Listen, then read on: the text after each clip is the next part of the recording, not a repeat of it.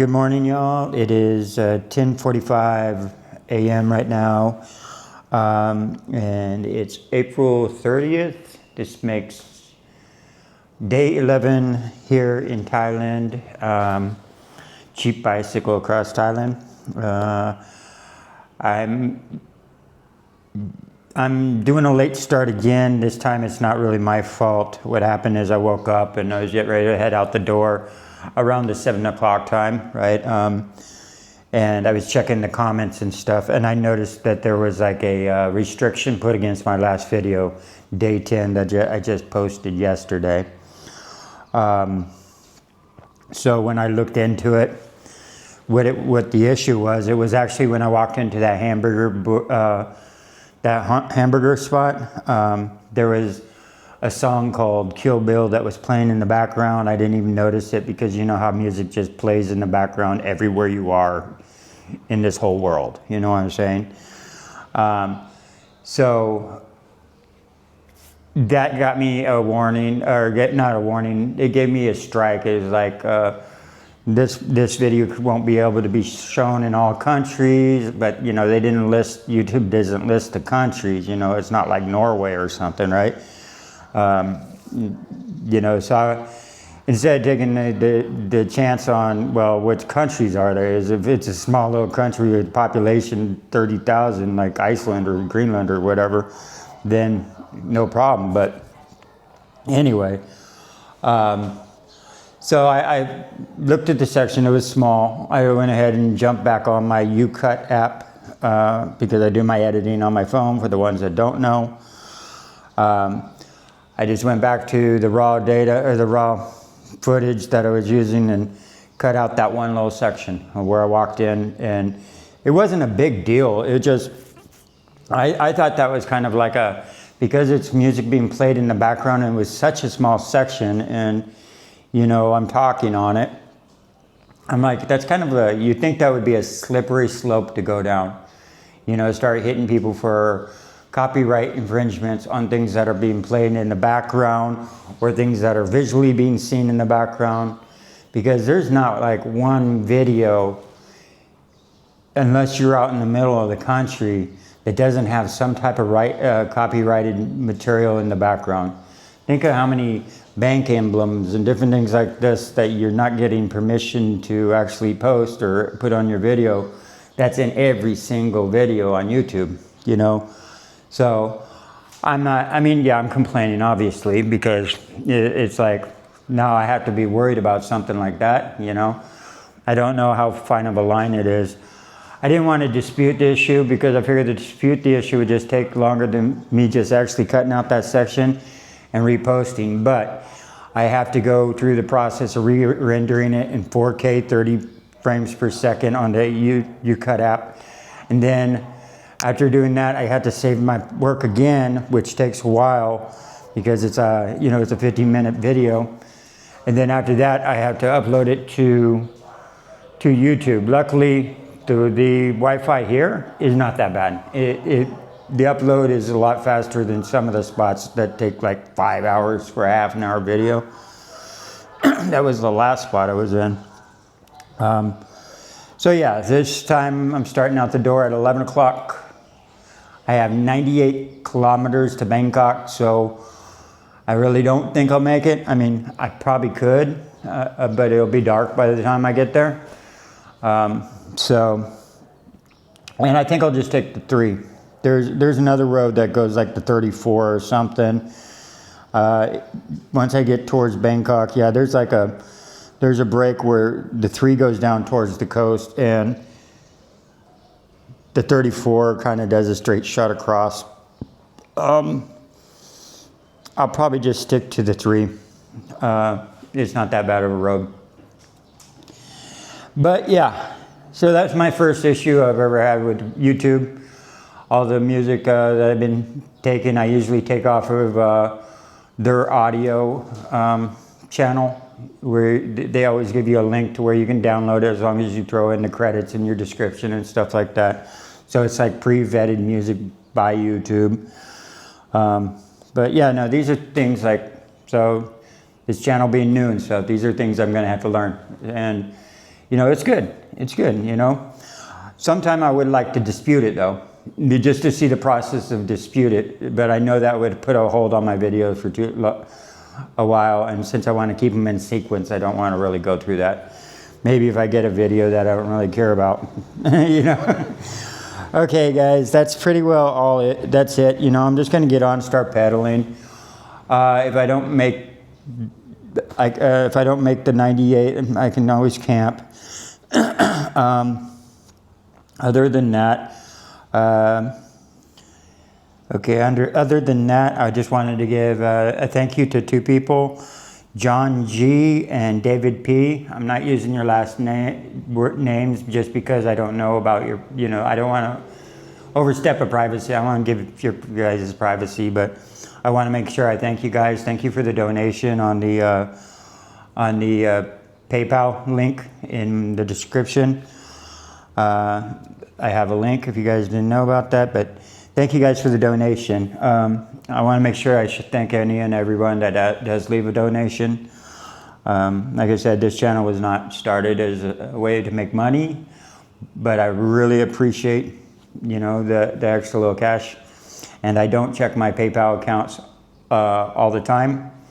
So when I do get around to it, if it's a little late, I apologize, but thank you very much. And also someone actually in the comments was requesting that I add more pay options, like buy me a cup of coffee and stuff like that. And my only concern about that was, I mean, I will. It's a good suggestion. But my only concern about that is getting too many paid links on my, you know, on my descriptions and stuff. And then it looks like I'm only doing it for money, and I don't want that idea to come across at all. You know, I'm comfortable with the money that I've earned and stuff like this. And so when you see these links, guys, just realize that I'm only doing that for the ones that want to buy me a cup of coffee or something like that.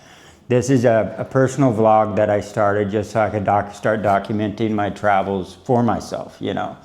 And then I was completely surprised and tickled that I had certain people that are still with me jump in there and just start watching my videos, and they're like, yeah, no, this is cool. You know, that was back in the days when my filming was really, really crappy with my phone. And if you guys have not actually watched my early videos, it's actually worth watching. That way you can see my progress, you know, because I'm starting this channel completely new. Editing, never did editing, never did anything like this. And I'm fully open to my learning process along the way. And I admit it, like, this is the first time I've learned to put letters in, you know, and stuff like that. So it's kind of interesting seeing my progress. And then when I got the camera, wow, you could see the jump in quality and everything. So, all right, guys, that's it. I'm going to hit the road, get out there and just start pedaling. Every time I think I have no material, you know, and I'm going to have a short video, it ends up being like 50 minutes. You know, like yesterday, I was like, and I know it's my rambles, so I'll try and shorten the rambles without taking away from the quality of the conversation. So, all right, guys, let's get out there. All right, it's 11:04, and we're starting the Strava app right now. This time I remembered to turn on my location. Yesterday, for a small section there, I forgot to turn on my location. So, but I caught it within 5 kilometers and corrected it. So if you notice on my on the Strava app, if you're watching and looking at the details on it, yeah, there's about a 5 kilometer jump where it's just a straight line from one point to the next. That's the part where I forgot to actually flip on my location. I flipped off the location when I was in the 7-Eleven, just to save battery. That's all it was. And when I came out of the 7-Eleven, I forgot to turn it back on.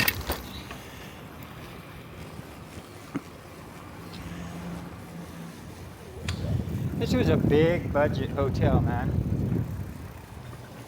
Sometimes you wonder what a building was before.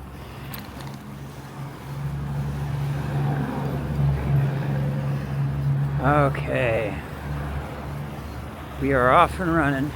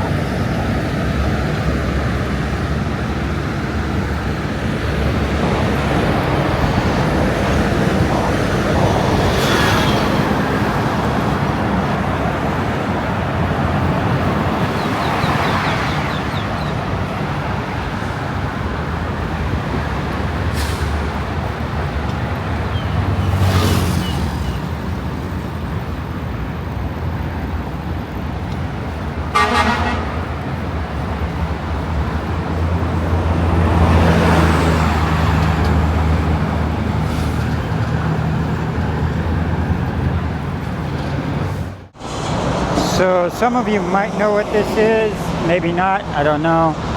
This is called Kratom. Kratom is a leaf that grows here in the, they make a tea out of it. So like this says right here, it's $50 baht for a bottle of tea. You can buy the leaves separately. The leaves separately are like, here it was 20, but you also find them at the markets and stuff like that. What it is it's not legal in every country. It's a stimulus that acts a little like, I think coffee or cocaine actually is similar. But if you do too much of it, then it has an opiate effect. So it flips from a stimulus to an opiate style effect. But it's fully legal here. I ran into it in Pai because it grew at the campgrounds that I was at. The guy was actually, the owner of the campgrounds was actually growing it. And he's like, no, good, chew on it, and it's similar to what the Yemenite Jews used to actually chew. They would sit around and chew it and have like tea parties, or what they called chat parties. They would sit around and just talk and stuff like that. But yeah, so it's a stimulus. It's not bad. I've chewed on it, and yeah, I'm gonna chew on a piece anyway because it's legal, guys. Come on. All right, I thought it was interesting though. If you're here in Thailand, you will run into it. A lot of people make teas out of it and stuff like that, and it's just a stimulus. I think it's part of the coffee family. I'll have to relook that up.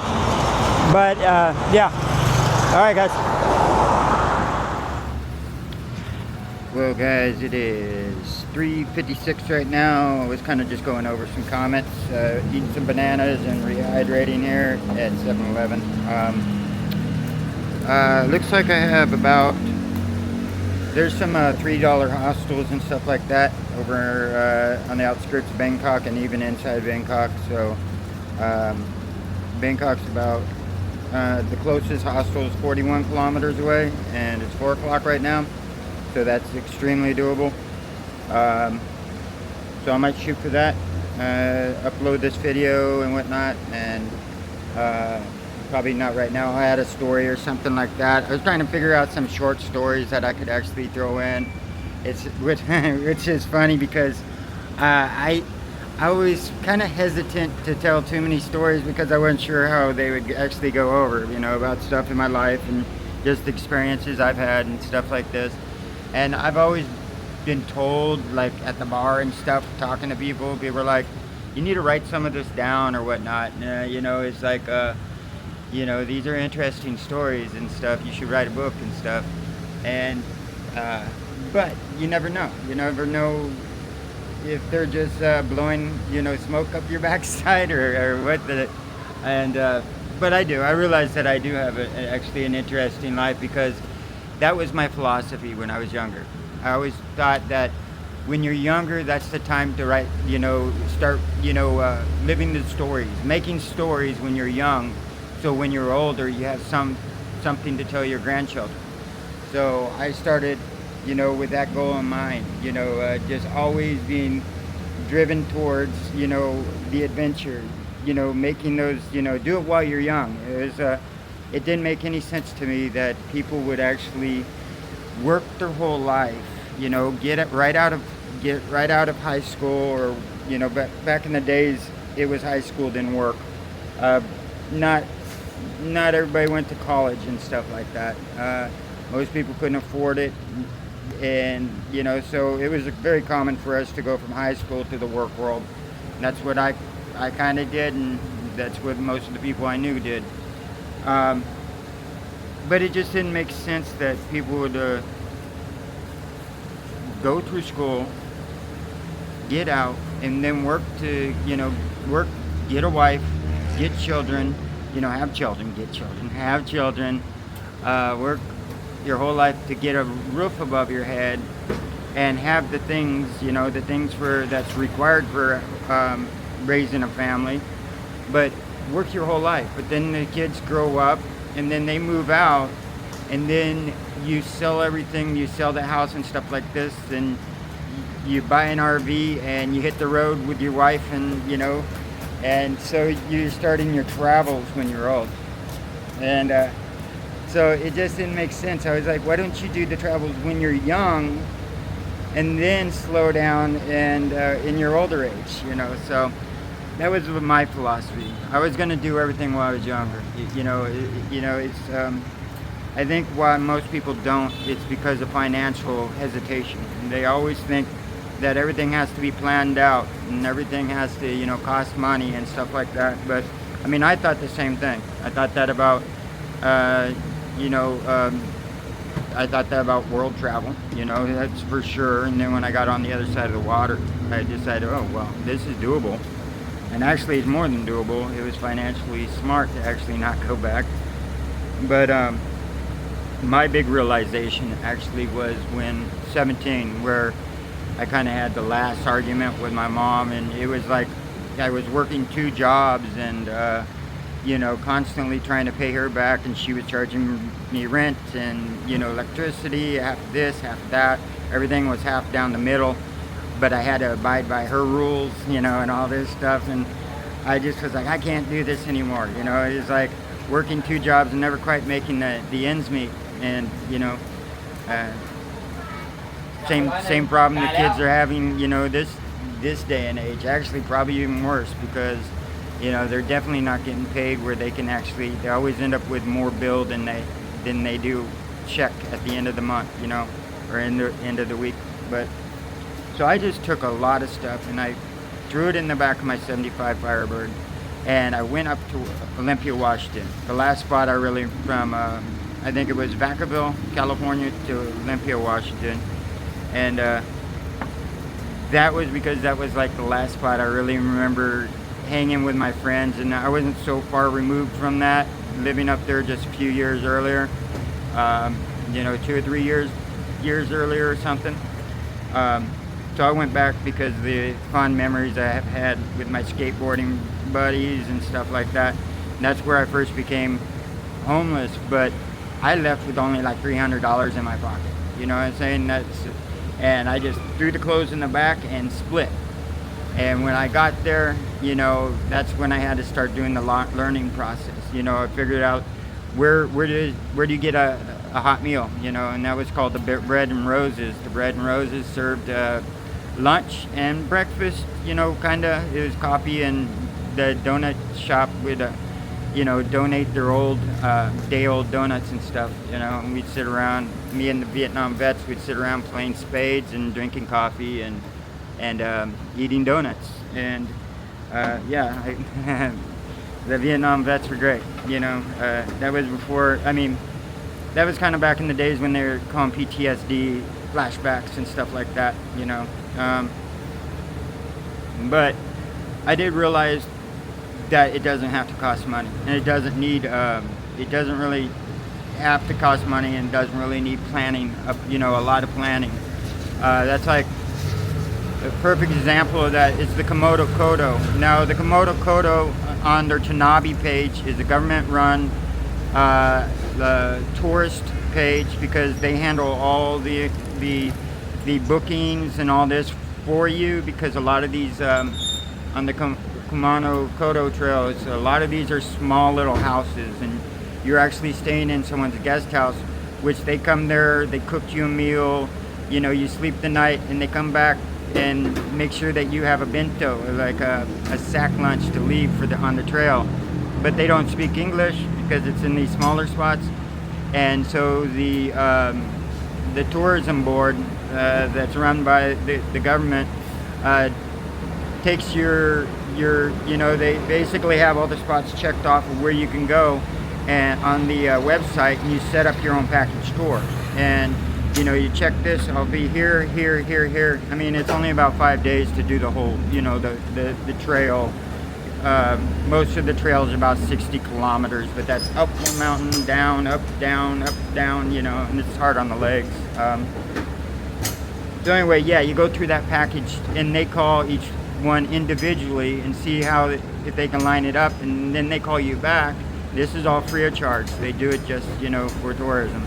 They call you back and they said, hey, we lined all these up except for we didn't get this spot and this spot. What would your alternative choices like to be? And then you look it over and you say, oh, this spot looks good. But this takes months of planning, you know, just to do the Komodo Kodo Trail. And I'm a vagabond. So I was just like, if you don't know Japan, Japan's like 5 times more expensive than REI back in the States. So it's like camping is a luxury thing to them, you know, and camping and hiking is luxury, and they have the prices to prove it, you know. Look up Montbell. I have a Montbell backpack, but that's because I found it in a second-hand store, and in Japan. They're called Hard Off. You know, there's Hard Off is they're used, one of their main used clothing, but you can find camping gear in there. So I lucked out. I went to one of these camping stores. It was a smaller camping store, and for some reason they had a Hennessy hammock on the shelf. And I never did hammock camping. I was always tent camping. And if you don't know what a Hennessy hammock is, it's a hammock that you kind of slate diagonal in it. It's like an A-frame style. I don't think they call it something like an A-frame style like design. So there's like a little pocket for your head, and you're sleeping kind of diagonal, and a spot for your feet. That way you're sleeping flat, you know, and you don't have the banana effect going on. So yeah, but they're expensive. So it's a small company, but very well established, well known. And the Hennessy hammock is the go-to hammock. The only one that's actually maybe gives a Hennessy hammock a run for the money is one called Amok. Amok is a one that you're actually sleeping sideways in, and it's kind of weird, but it looks kind of cool. You know, I'd be tempted to buy one of those. That's more expensive though, but not by a long shot. So Hennessy hammock's $200 for a hammock, and I saw it on the shelf, and I've seen so many of this, like people off this survival shows and things like that on YouTube, right? That's one of the biggest hammocks. I was like, I've always wanted to do hammock, you know. I think Steve Wallace does stealth camping in it quite a bit. And you can see why. When you set it up, it just looks like a pyramid, an upside down pyramid floating above the ground. It kind of, you know, from a distance, it doesn't look like, you know, you wouldn't think hammock right off the bat. But hammocks actually have a benefit to them, that they're not screaming I'm camping, you know what I'm saying, because it's there's a benefit to the visual appeal of a hammock that most people don't think you're just like, you know, an overnight stay person, you know, that you're sleeping there or something like that. But yeah, so it already has its stealthiness already, you know, packaged up in just what it is. If that makes any sense, what I just said. But yeah, so I picked it up off the shelf, which because it was an average price. It wasn't 3 times, you know, more than, you know, with I don't know if that's because Hennessy hammock won't allow it. They have a price cap or something, but yeah, I picked it up while I could, because I knew I wasn't going to come across it again. And it actually came out cheaper, because if you spend over 50,000 yen or whatever, it's tax-free. So I didn't have to pay the tax on it. So if you actually order it in the States and you order it through Hennessy hammock, it'll probably run you more like $250. That's for the most lightweight one, and it only weighs what is it, 2.5 kilo? Yeah, I think it's only 2.7 kilo. So yeah, really weight, really like around 5 pounds or something. I'll have to look that back up. But so that's how I ended up doing that trail and not having to free plan everything out and stuff like this. So yeah, and then it also comes with a rain fly and a mosquito net all built into it. Look it up on the internet and you'll see it's a well designed hammock. And it took me a while to start to like hammocks more, but I think I'm starting to like the hammocks more. The only thing I'd say on the downfall on the hammocks is you don't really have a spot to store your gear. So you got to hang it from a tree or something like that. I had rats get in, field mice or something, get into my bag, chew into my bag once because it smelt the food on the inside. But if you hang it from a tree, it's less likely that will happen. But so yeah, that's how I did Japan without having to pre-plan everything out 6 months in advance and all this stuff. And yeah, you don't have to pre-plan things. You can just go and do something. Like if you say, oh, I always dreamt of one day doing that, it's not going to happen. Procrastination is the killer of dreams, So yeah, so when you feel like you want to do something, pre-plan a little, but don't strain yourself, don't strain yourself. Just get up and go. That's the most plan you really need, and figure it out along the way. Anyway, I'm blabbing way too much. I need to hit the road before it gets too late and see how much of these kilometers I can knock off. Alright guys, there's my hobo rambling for the day.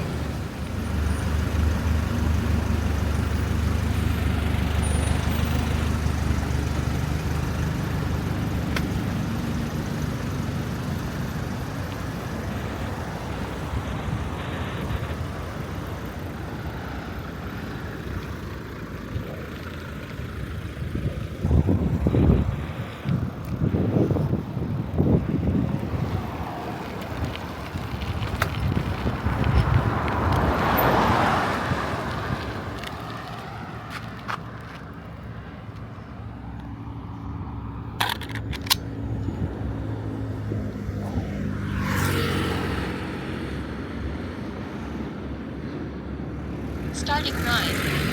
Almost forgot it again.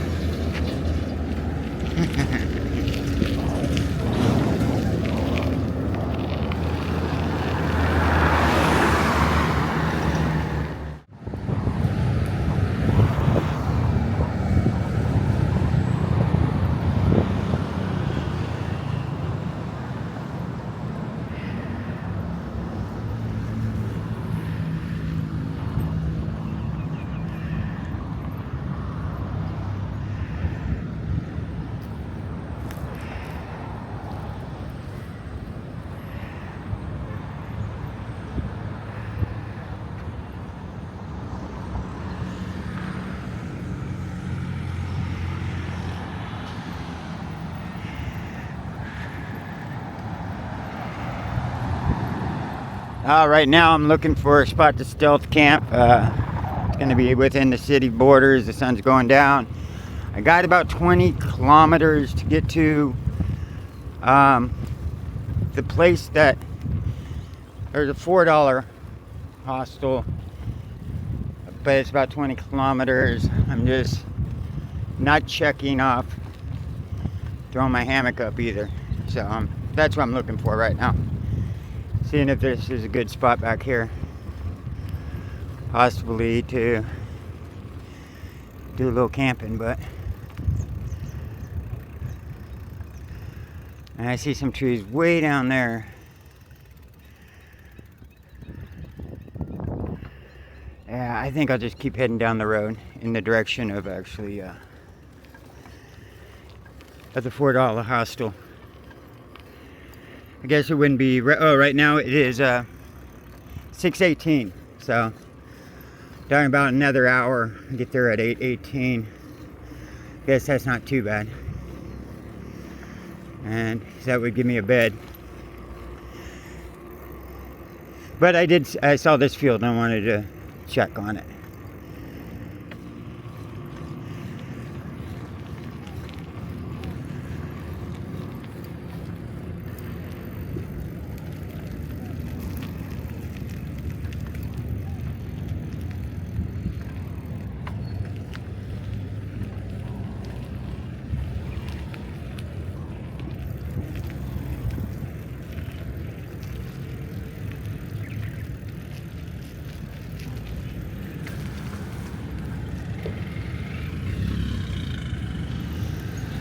So the sun is set, but luckily I got this thing. So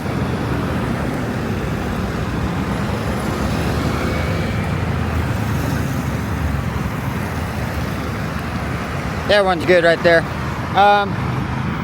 So I changed the plans. Instead of the there's that $3 or $4 one.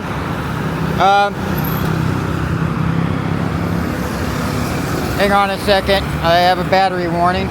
Sorry, I just had a battery warning on my phone. I had to plug it up because the Strava app has to be without the battery saver on. And if I get down below 15%, my battery saver flips on. So I had to plug it in real quick. Yeah, so I found one called Bury. It says it's the Bury Hostel. It says it's 14 kilometers, but I was just 12 kilometers. So it's 12 kilometers from here. I don't know what check-in time is up to, so I gotta start hurrying. So yeah, I'm heading that way right now. Comes with free breakfast for $5. So.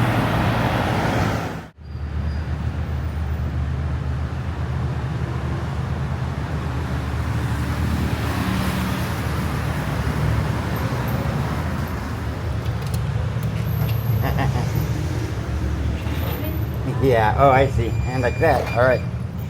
Thank you. So that's how you do it. Thank you.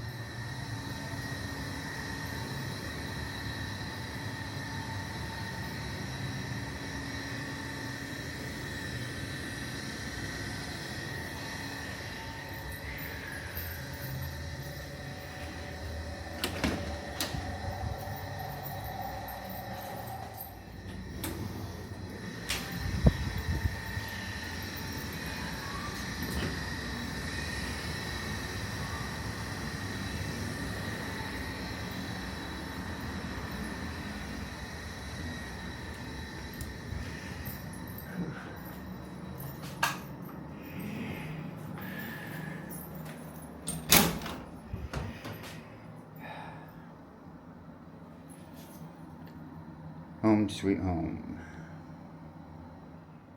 Well, there's my distance. I made it here to Bangkok. I did 94.19 with the average speed of 18 kilometers per hour, which isn't super bad. But I started at 11 o'clock, so I made the 94 kilometers. For some reason, Google Maps this morning was saying 98 kilometers, and I look at it, it says, I don't know what it was saying, something like 70-something kilometers or something stupid. So Google Maps is retarded. But, yeah, so I made the 94, I'm tired. I just am. It was a nice ride, though. The weather is really nice. So waking up late, or I didn't wake up late. I was gonna, like I said, I was gonna start early, but YouTube I had that issue with YouTube, so I wanted to make sure that I stayed current on my days when I had the chance. This place actually only has Wi-Fi downstairs, so if I'm gonna upload, I got to go downstairs and upload. So woohoo! But I'm only staying one night, guys, and then I'm gonna get up and hit the road again tomorrow. And I've been to Bangkok, and Bangkok's not really that bad. For a city, it's not that bad, but it's still a city, and it drives me crazy having this many people around. Anyway, yeah, so I think I'm only gonna stay one night. I mean, if I change my mind, I change my mind. But I gotta take a shower because I am sweaty, and yeah, change my clothes into clean clothes and just lay down and enjoy my bed. So, hey guys, we're back on the road. It's good. Oh yeah, and I haven't been ignoring all the comments. It's woohoo, we hit, I guess, over 1,000 now, and we jumped. I'm not sure what we're at now, but we're having one of those growth spurts. That actually happened right between when I had it around, I was climbing over 150 subscribers, and I hit around 190, and I don't know what happened because I jumped from within like, I think 2 days, I jumped from 180 subscribers, 190 to like 600. So I was like, yeah, I don't believe those 400 people are real. You know, I thought maybe YouTube was giving me an extra 400 because they saw, you know, that I was posting every day, and they wanted to like encourage that, you know, that behavior, because that daily posting. So they decided to throw me like a 400 ghost subscribers. But I kind of still think that, because if I look on the average, people who consistently always rewatch videos and stuff, it says around, it's averaging around 200. It's probably more now. I'm just saying, back when it hit 600, I noticed that. So yeah, we're above 600, guys, or we're above 1,000, guys.